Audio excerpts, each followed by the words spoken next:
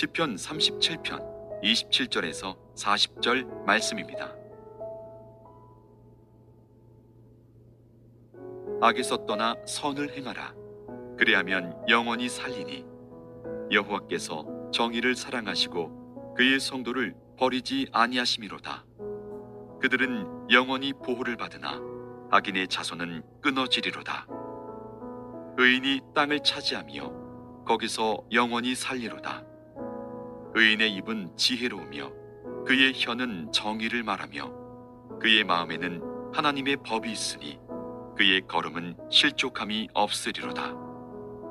악인이 의인을 엿보아 살해할 기회를 찾으나 여호와는 그를 악인의 손에 버려두지 아니하시고 재판 때에도 정죄하지 아니하시리로다. 여호와를 바라고 그의 도를 지키라. 그리하면 내가 땅을 차지하게 하실 것이라. 악인이 끊어질 때에 내가 똑똑히 보리로다. 내가 악인의 큰 세력을 본즉 그 본래 땅에 서 있는 나무 잎이 무성함과 같으나 내가 지나갈 때에 그는 없어졌나니 내가 찾아도 발견하지 못하였도다. 온전한 사람을 살피고 정직한 자를 볼지어다. 모든 화평한 자의 미래는 평안이로다. 범죄자들은 함께 멸망하리니 악인의 미래는 끊어질 것이나 의인들의 구원은 여호와로부터 오나니 그는 환난 때에 그들의 요새이시로다. 여호와께서 그들을 도와 건지시되 악인들에게서 건져 구원하심은 그를 의지한 까닭이로다.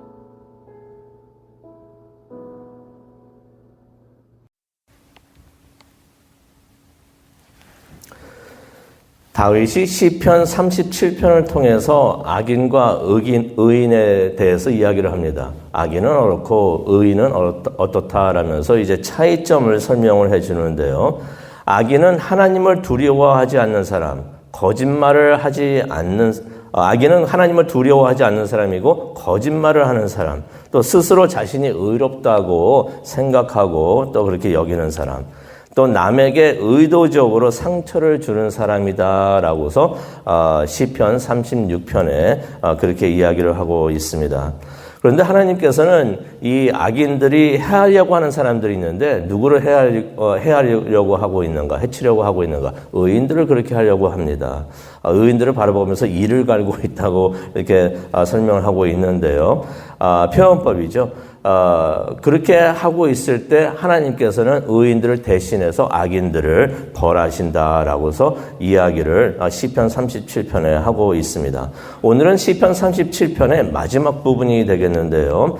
다윗이 계속해서 의인과 악인의 차이점에 대해서 이야기를 하고 있습니다. 그래서 오늘 말씀을 묵상을 하면서 의인은 어떻고 어떤 모습을 가지고 있고 악인은 어떤 모습을 가지고 있는가 우리가 생각해 보기를 원하는데요. 28절로 가기를 원합니다. 28절로 가니까 의인들은 항상 하나님께서 함께 하신다고 하십니다.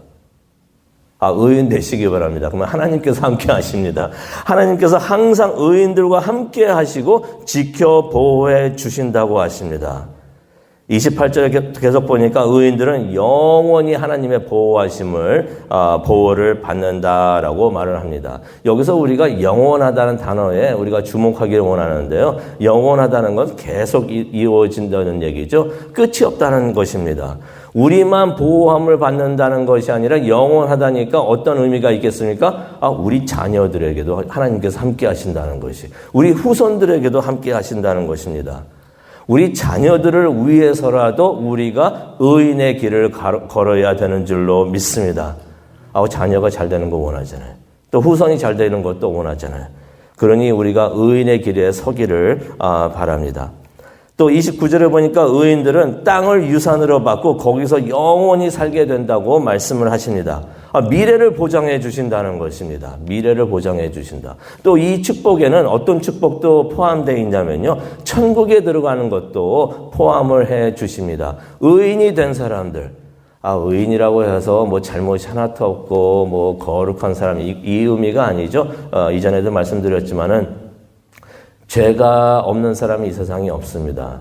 하지만 죄를 용서받은 사람들, 죄를 회개해서 깨끗하게 용서받은 사람들이 의인이 되는 줄로 믿습니다. 우리가 그래서 여기 와 있잖아요. 그래가지고 우리가 그렇게 용서받고 그래서 깨끗해짐을 받았는데 그래서 우리가 천국에 들어갈 수 있는 줄로 믿습니다. 우리가 행실이 깨끗해서가 아니고 그런 사람 한 명도 없죠. 용서받았기 때문에 하나님의 은혜로 예수님의 공로로 천국에 들어가는데 땅을 유산으로 받고 거기서 영원히 살게 된다. 천국도 우리가 들어가는 축복을 받게 됩니다. 또 의인들은 어떠한가? 30절로 가기를 원하는데요. 항상 지혜롭고 정의로운 말을 한다. 말에 지혜가 있다는 것입니다. 그리고 정의롭다. 하나님 보시기에 지혜롭고 정의로운 것을 말을 합니다. 그도 그럴 것이 의인들의 마음에는 하나님의 말씀이 가득합니다. 하나님의 말씀이 가득하는데 그 하나님의 말씀이 그들의 마음에서 법이 되어가지고 그들을 인도한다는 것이에요. 그렇기 때문에 하나님의 말씀을 항상 묵상하는 것이 참 중요합니다. 하나님의 말씀을 묵상을 해서 우리 마음속에 머릿속에 두고 있을 때 하나님의 말씀이 우리를 인도해 주실 줄로 믿습니다. 그래서 말씀을 묵상하는 게 참 중요해요. 그렇기 때문에 31절에 말씀을 하십니다. 미끄러지는 일이 없다고 합니다. 미끄러지는 일이 없다. 근데 이 미끄러지는 일이 없다는 것은 실수하는 일이 없다는 말이 아닙니다. 이 세상에 실수 안 하는 사람이 어디 있겠습니까? 하지만은 실족함이 없다라고서 31절에 말을 하고 있는데 그 의미는 무슨 의미가 있는가? 우리가 잘못을 하더라도 잘못을 하죠. 잘못을 하는데 나중에 하나님께서 뒤처리해 주십니다. 우리가 잘못을 하는데 오늘 잘못을 하는데 나중에 내일이라도 하나님께서 뒤처리해 주셔가지고 그 잘못된 것이 우리에게 선이 될 수 있도록 하나님께서 그렇게 해 주신다는 것이에요. 그러니 우리가 실족하는 법이 없을 것이다 라고서 성경에서는 말을 해주고 있습니다. 얼마나 감사한 말씀이 아닌지를 모르겠습니다. 또 33절에 보니까 의인들은 하나님의 심판을 받지 않는다라고 말을 하고 있습니다. 하나님 앞에 서게 되죠. 마지막 날에는 의인이든 죄인이든 하나님 앞에 서게 됩니다. 근데 정죄함을 받지 않는다는 얘기예요. 정죄함을 받지 않는다.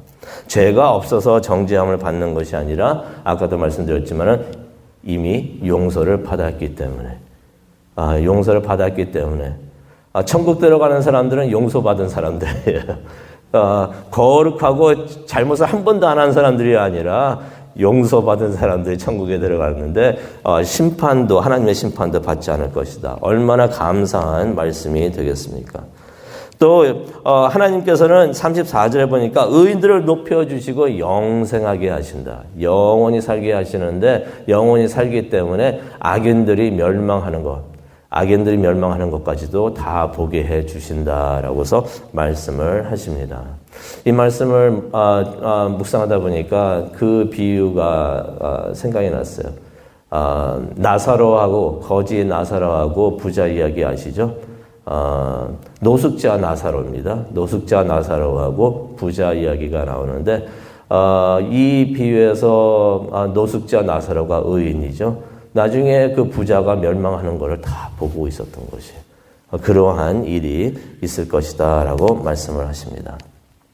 37절에 보니까 의인들은 시련을 겪고도 시련을 겪지 않는다는 것이 아닙니다. 한때 한국 교회에서 그렇게 전도를 했었죠. 예수 믿으면은 시련이 없다, 아픔이 없다라고 하는데 그거는 성경에 나와 있지 않죠.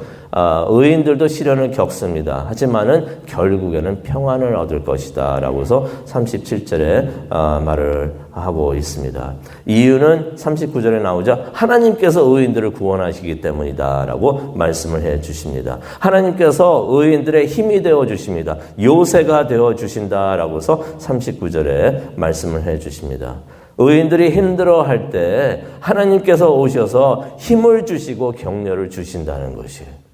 우리 그거 다 체험을 했잖아요. 그래서 하나님의 은혜에 감사하고 있습니다. 하나님께서는 40절에 보니까 의인들을 항상 돕고 구원해 주신다고 말씀을 하십니다.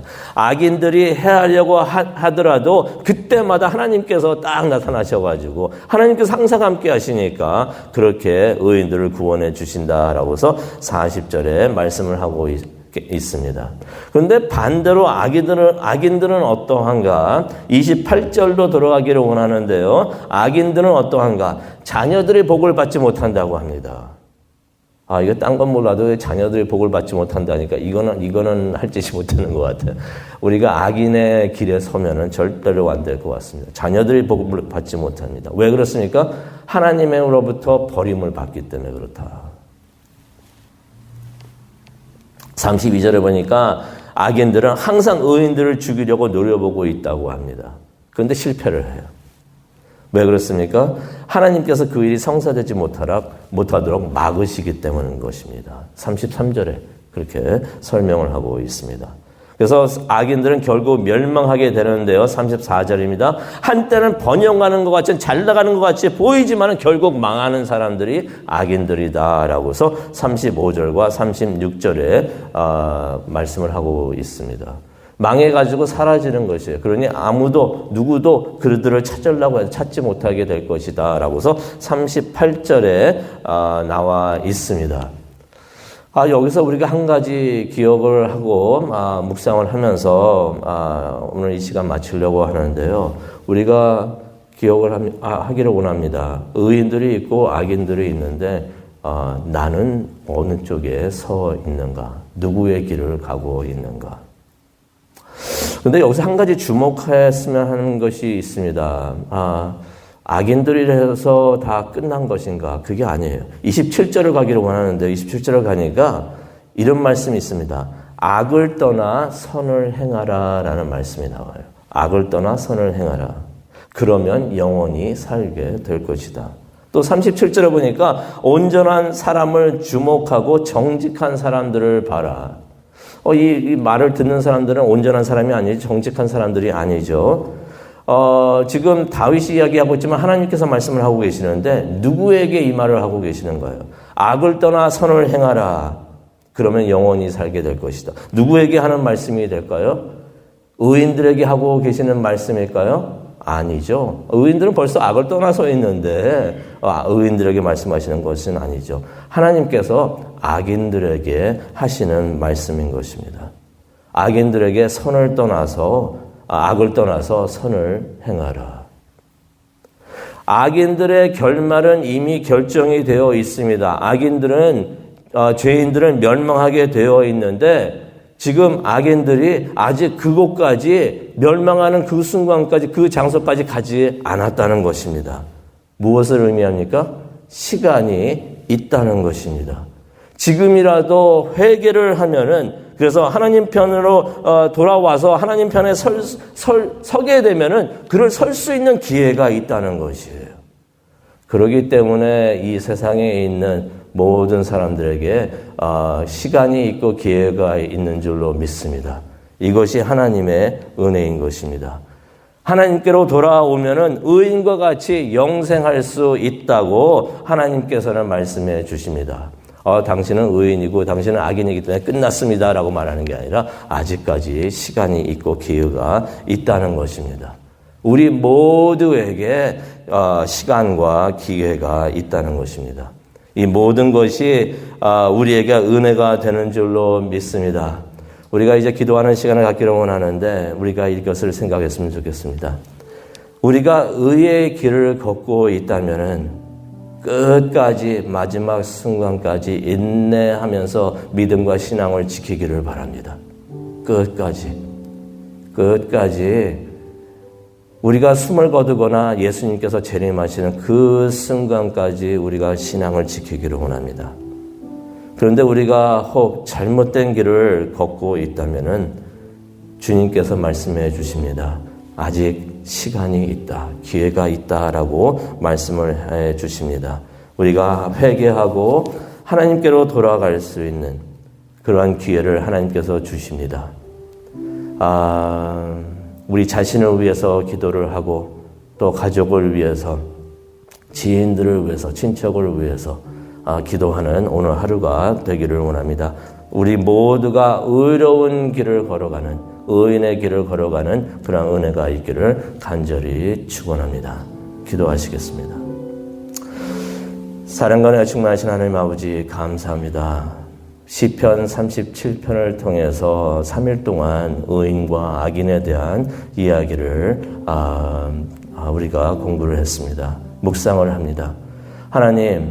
하나님께서는 마지막으로 아직도 시간이 있고 기회를 주신다라고 말씀을 하십니다. 항상 겸손한 마음으로 우리가 의인의 길을 걸어갈 수 있도록 하나님 인도하여 주시옵소서. 또 자녀와 가족들을 위해서 또 지인들을 위해서 기도하기를 원합니다. 이 사람들이, 사랑하는 이 사람들이 전부 다 의인의 길을 걸을 수 있도록 하나님 인도하여 주옵소서. 그들을 위해서 기도하는 이 시간 되기를 원합니다. 함께하여 주시옵소서. 이 모든 말씀 예수님의 이름으로 기도합니다. 아멘.